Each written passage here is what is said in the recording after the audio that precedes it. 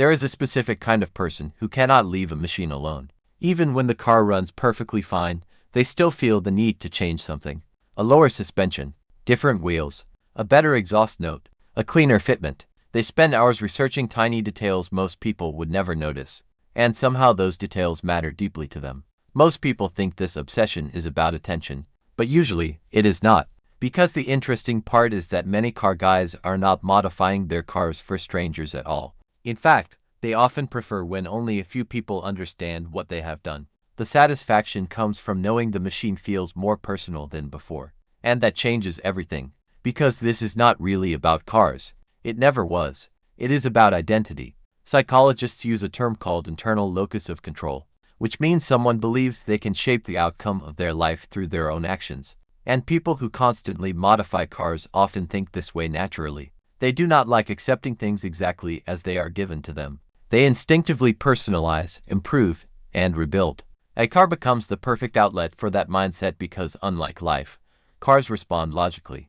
You change the suspension, the handling changes. You tune the engine, the car feels different. Effort creates visible results, and for many people, that clarity feels comforting in a world that often feels emotionally unpredictable. That is why working on cars becomes something deeper than a hobby. For some people, it becomes one of the only places where their mind feels quiet. A bolt either fits or it does not. An engine either works or it does not. There is honesty in mechanical systems that people sometimes struggle to find in everyday life. And over time, the car slowly stops being transportation and starts becoming autobiography. Every modification represents a phase of life. Every scratch, failed setup, late-night drive, and rebuilt part becomes attached to memory. That is why people become emotionally attached to cars that are objectively worth almost nothing, because the value was never financial. The value was emotional. A car remembers versions of you that no longer exist. The insecure version, the lonely version,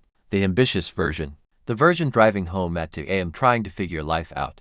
And maybe that is why these people never truly finish their builds, because humans are often more attached to becoming than arriving. The moment one modification is done, another idea appears, not because the car is incomplete, but because the process itself gives meaning. It creates movement, purpose, direction, and honestly, this says something uncomfortable about human nature. A lot of people do not know how to feel complete, so they keep building, improving, and chasing the next version of something.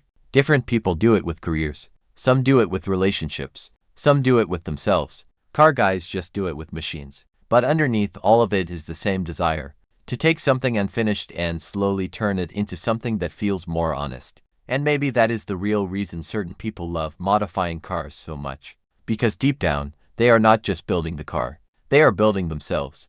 And if you suddenly took the project away from them completely, who would they be without the constant need to improve something?